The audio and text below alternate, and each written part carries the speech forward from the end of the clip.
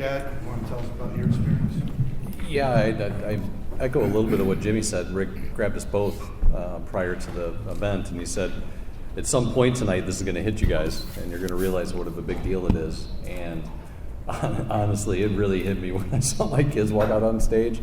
I was like, whew, oh boy. And now I knew it was going to go one way or the other. It was going to go reasonably well, or the wheels were going to come off of it at that point. And thankfully, they did a great job, and Brooke did an amazing job. And to be able to stand up there and talk to a room of your peers and, you know, speak from the heart like what Jimmie did and what I was able to do, and Donnie, it's just an honor. It's an honor to have that court. It's an honor to be in this situation.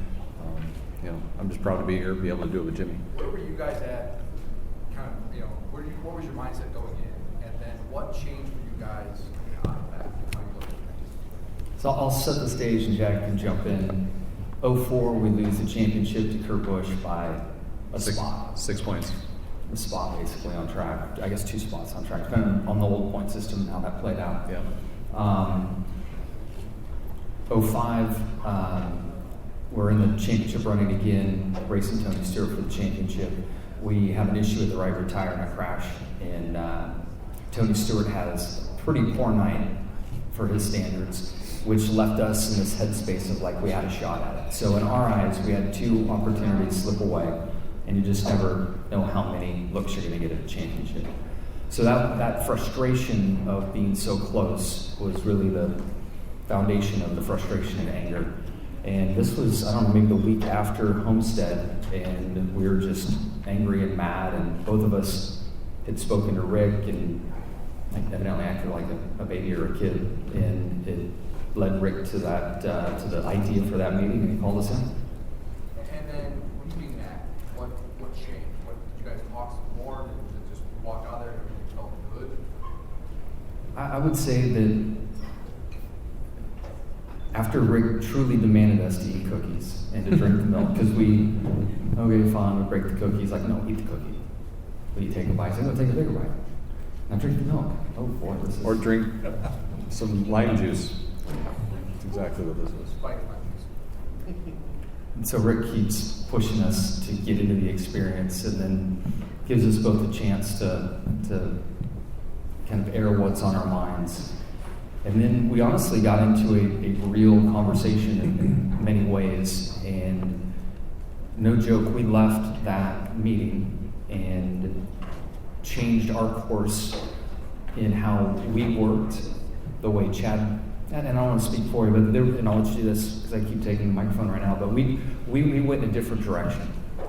And then 06 takes place, we come out of the gate and win Daytona 500, win our first championship, win the next championship, on and on and on. So I think there was a lot of weight in that meeting that we had.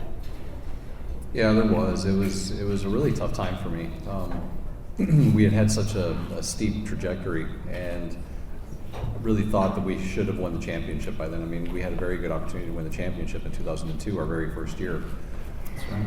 And when I sat in that meeting, I'll be frank, and I'll tell you, I walked out of that meeting and I remember vividly, I was embarrassed.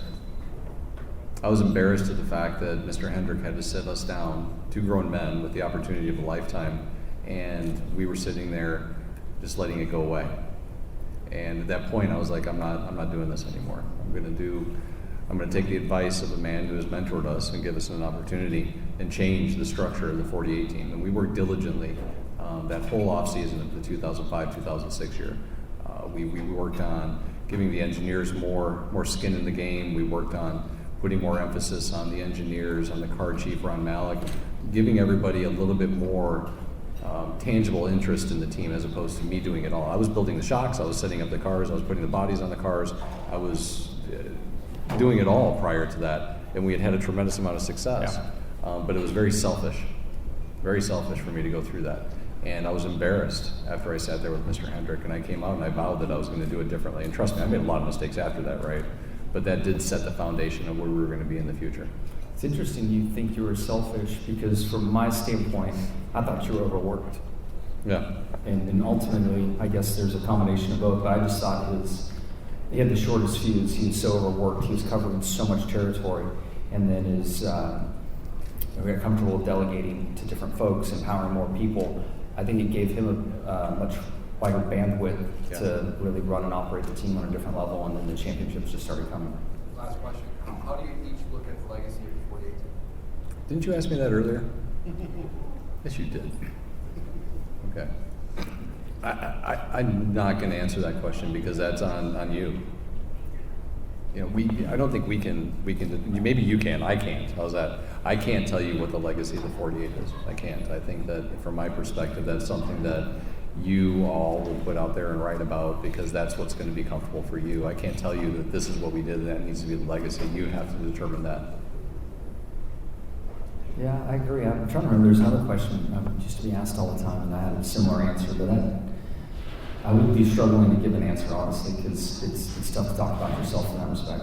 Jerry Jordan kicking the tires like that. Jimmie, for you, for 2002, your rookie year, it was pouring down rain at Texas Motor Speedway. Jeff Gordon comes up to your motor coach. There's fans lined all on the fence. He gets you out in the rain to sign all these people's autographs.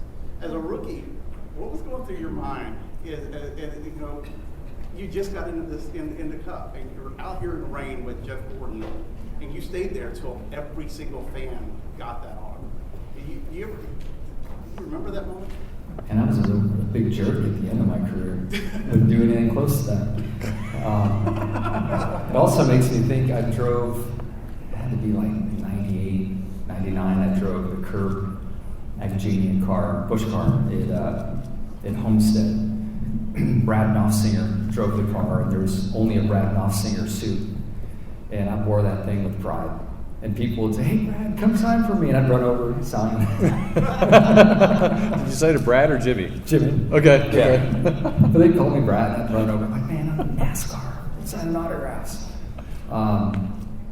You know, Jeff was obviously a great mentor for me and guided me in so many different ways, personally and professionally. And I do remember that day, and just having the thought of I'm in the big time. Like, this is. I used to be the guy on the other side of the fence watching this.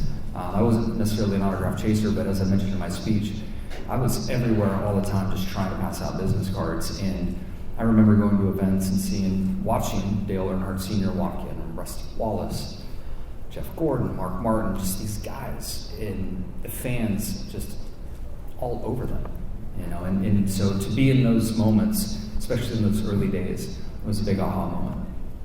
Chad, for you, you mentioned Tony winning the championship. Right before y'all went on your run, he also won the championship right on the bookend of it. Yeah. That year, what was it like coming off of that 5-year run? You know what was interesting is Tony came up to me that day in Homestead after we didn't win, you know, and the streak was broken. And he grabbed me, which was really interesting because, you know, obviously you guys understand the celebration that happens, and, you know, Tony's out there taking photos, and they're going through inspection with the car, and he came back, and he was hanging out with his guys for a little bit, and he grabbed me, and Tony's pretty gruff, as you know, right? Like, you know, he kind of grabbed me by the collar, and he said, "Hey, I want you to understand something.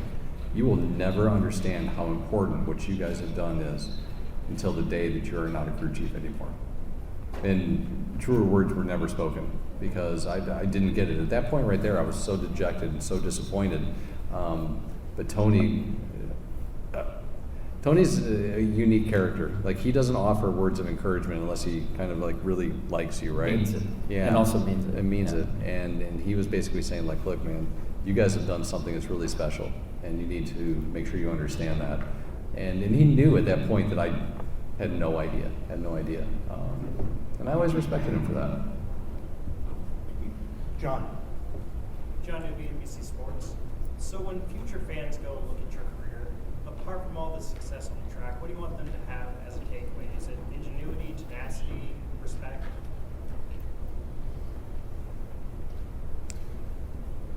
Can I go? Yes. First, I want people to think, if I'm going to talk on Jimmy's behalf, he's the best race car driver that I've ever seen. He sometimes doesn't qualify worth a damn. You're being very generous. Sometimes doesn't Never. practice worth a damn. But when you put him into a race, if you want to see somebody that's got racecraft, he's the man that has it. He He sees it globally. He understands what's happening with the environment. He understands what's happening with the racetrack. He knows how to pass the car in front of him. He has been the pillar. And what people today do, like if you look at what Jimmie was doing in the 2000s, that's when, you know, the Casey Kanes and the Kyle Larsons and the guys where they would start to explore outside of what is the racing groove. Jimmie was doing that. And he was doing it maybe not always at the extreme, but he was doing that way before anybody else ever was. That's, in my opinion, the racecraft of this man is higher and above more than anybody else I've ever seen in this sport. And then for me, hell, I don't know. Just, I don't know. It's tough to talk about yourself, but I think that something that stands out, I think that fits for both of us. You know, we come into the hall today based on, you know, essentially everything spoken about was our time together, those 17 years and us working together. But both of us, very humble beginnings, and fell in love with a sport that he chased hard, dedicated everything to it. And, you know, it's offered a lot to us, it's provided a lot to us, and it's not over. You know, we're both now in completely different capacities and doing different things. And you know, he's way older than I am, and I'm kind of old, and we're still here doing it. So, you know, it's amazing to commit to something to love, you know, be so passionate about a sport, and it provides so much to you. And you know, so it'd be something in that. Thank you. Yeah. Lee? All night long, we kept hearing 5 championships, and I mean, the 7 is remarkable, but everybody comes back to the 5s, right? Championships. When you hear that time and time again, I mean, you know, you mentioned... It could have been 7 in a row. It could have been 7 in a row. Could have been. Shoulda. Should've. Sorry to interrupt, but yeah. Shoulda. You know, it's just, you hear that, and you hear it from the type of people that were mentioning that. I mean, does it make it sink in more what that meant? I mean, you guys lived it, but, you know, still that's going to sit up there, probably will never be broken. What do you think? Go for it. Can you remember the 5 years and like what went on? Not even a little bit. I know, it's tough. Not even a little bit. You know, Jimmie mentioned it, and not every year I was there Monday morning, first thing at 7. Some I was drunk. Only if I could talk you into staying. You're right. But it was such, it was so critical to get going, because I don't think people understand.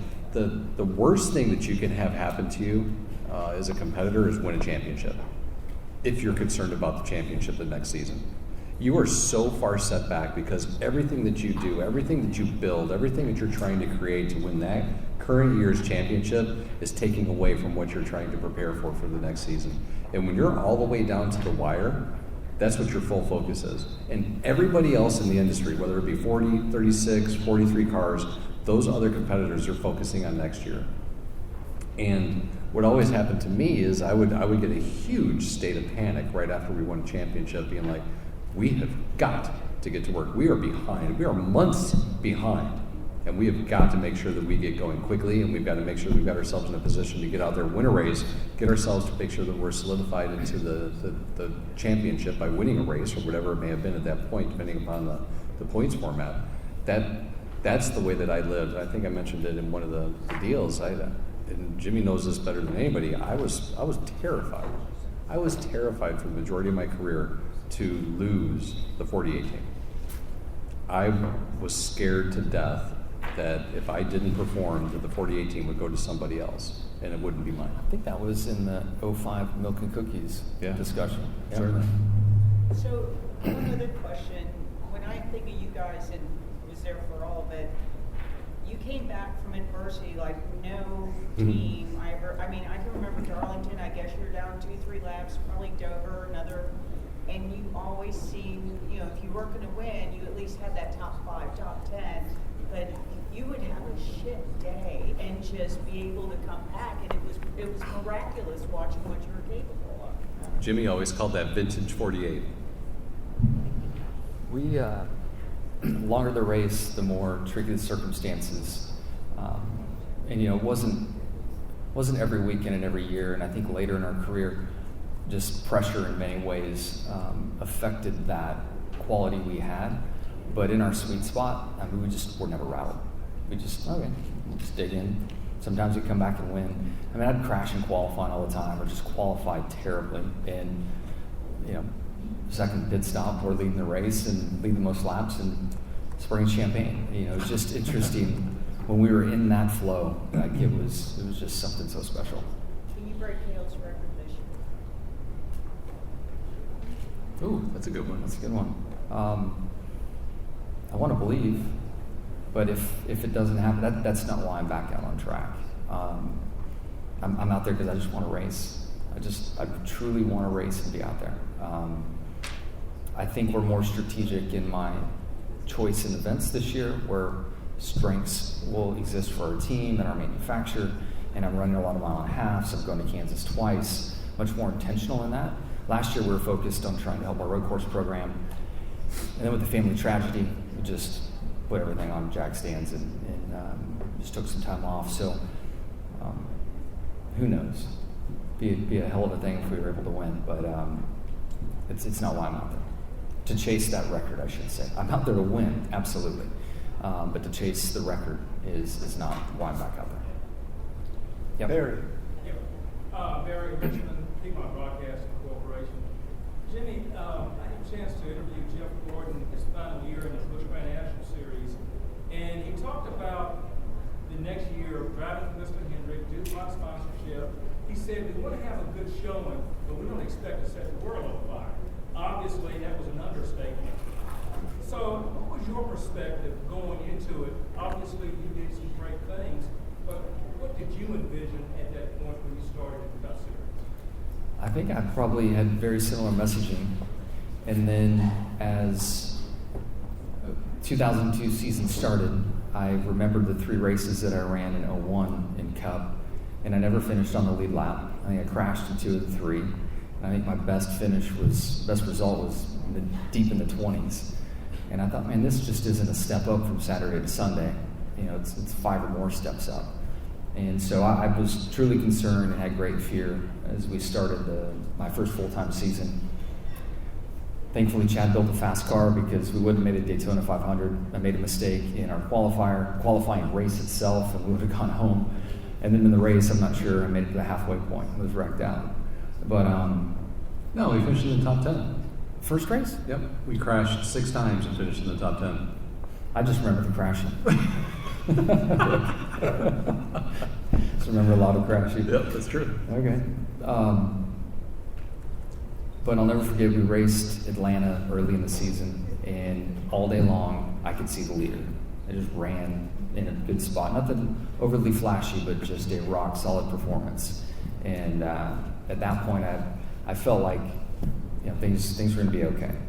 I didn't expect to win a handful of weeks later in California, and that just sent things, you know, off its axis. But you just never know, and it's just such a big step from Saturday to Sunday, and there's so many variables that truly come into play to have a driver, crew chief, or a team succeed. And looking back, it's easy now to kind of plot all that, but at the time, you know, it certainly wasn't easy. Yep. Zach.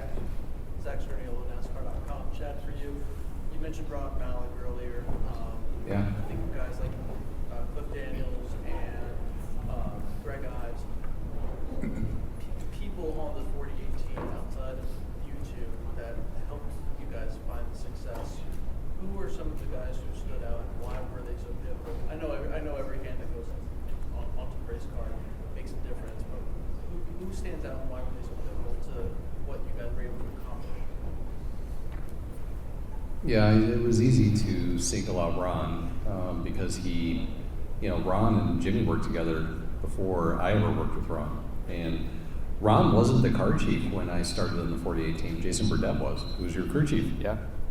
For the 2024 season. So we had gotten through, and I think we went the whole season with Burdett, and then I wanted to make the change to Ron Malik. So Ron's an easy one to pick because he was tireless in the efforts that he put into it. There's a tremendous amount of names, and like I'm going to be honest with you, I'm not going to go through and start naming names because there's just too many. But there's so many guys. That's probably one of the things I'm proudest of right now is as I walk through the garage, there's so many crew chiefs and so many engineers and so many people that are mechanics and, you know, and in pretty influential roles that were on the 48 team at some point in time. And that's really neat. That's really cool to think that, you know, one, we had that type of influence that people wanted to hire these guys and gals, and two, that maybe we actually did know what we were doing. We were able to coach these guys into leadership type roles. That's something I'm really proud of. Kelly Crandall. Kelly Crandall, Racer.com. Chad, for you first, back when the lead up to the Hall of Fame voting and voting day and the announcement, and then when your name was finally called, you and Jimmie both spoke about how you basically had to be convinced that you were going to be a first ballot Hall of Famer. Since that day to tonight, how has the journey been getting comfortable with this, embracing it, the fact that you were going into the Hall of Fame? Yeah, I mean, he's easy peasy, right? Like, everybody knew he was going straight away, and I knew you were going in, I just didn't tell you. yeah, I found out in the elevator coming up. Did you really? Yeah. That's hilarious. So I just didn't know.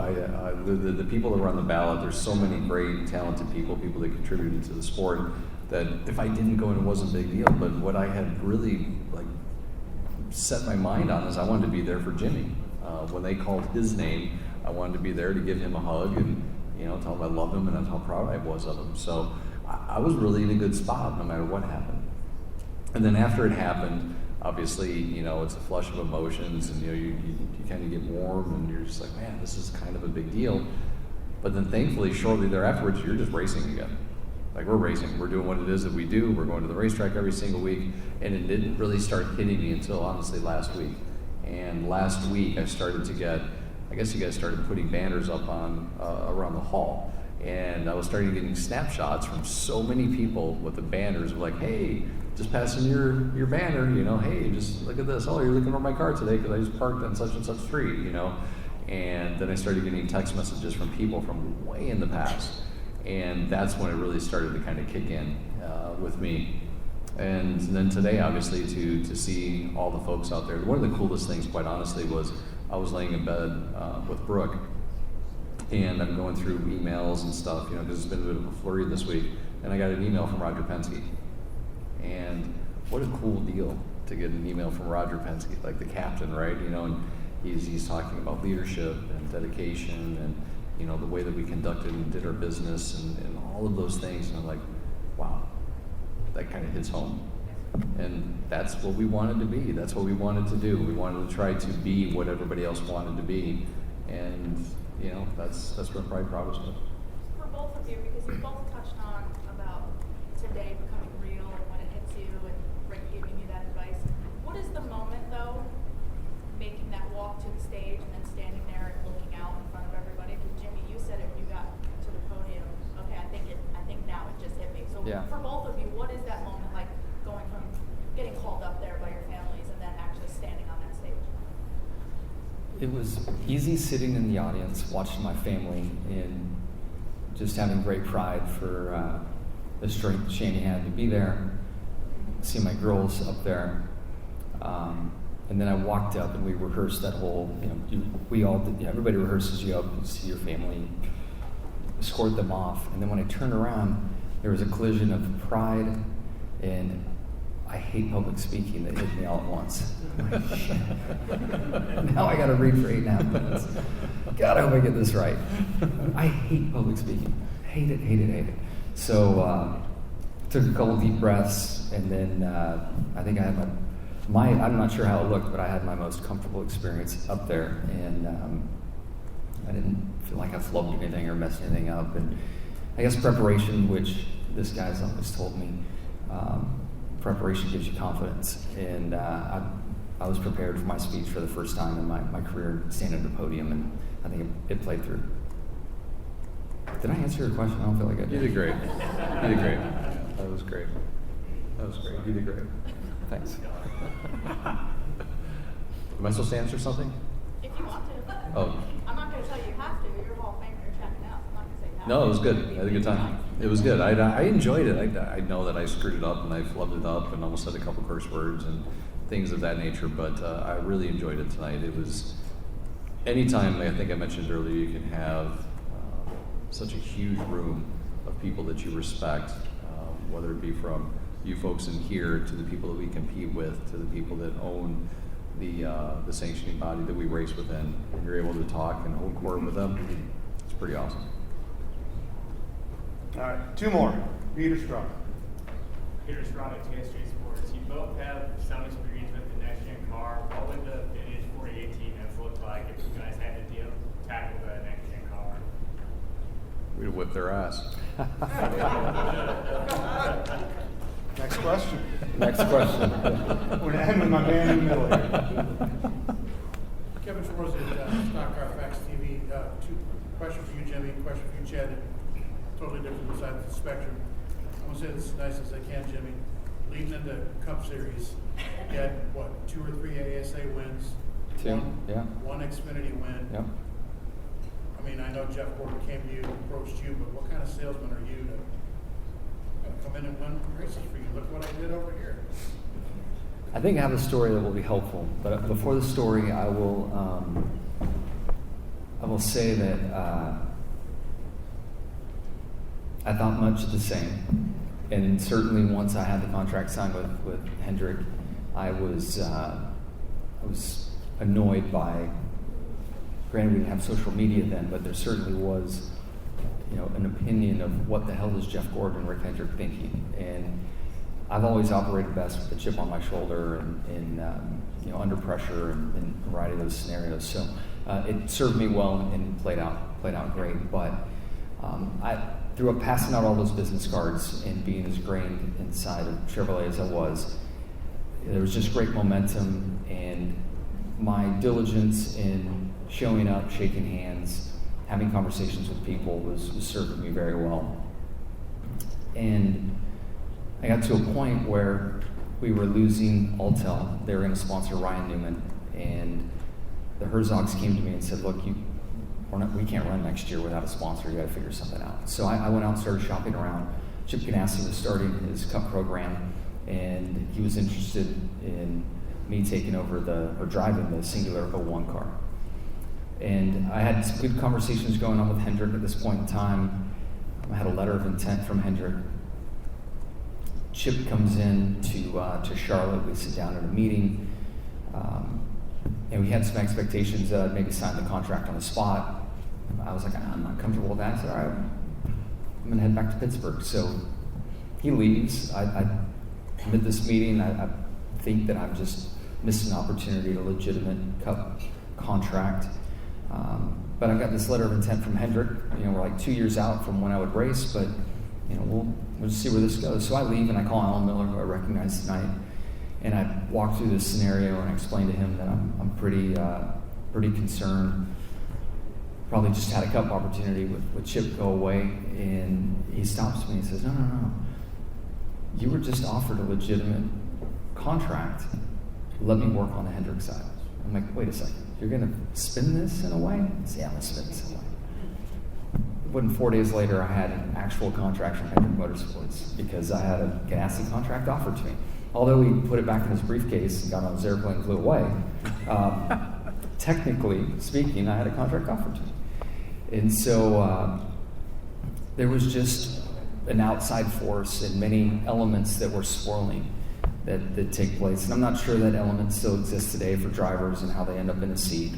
But, my parents could only afford dirt bikes. And then from that point forward, there was this other thing that was going on around me. And it connected me to so many great people that believed in me. I think my personality and who I am carried through, and people continue to believe in me and give me the nod. And it just snowballed all the way to where it has. So I'm not sure I totally answered the question, but there was that thing going on. That would have been interesting when Chip went to Dodge a year or two after.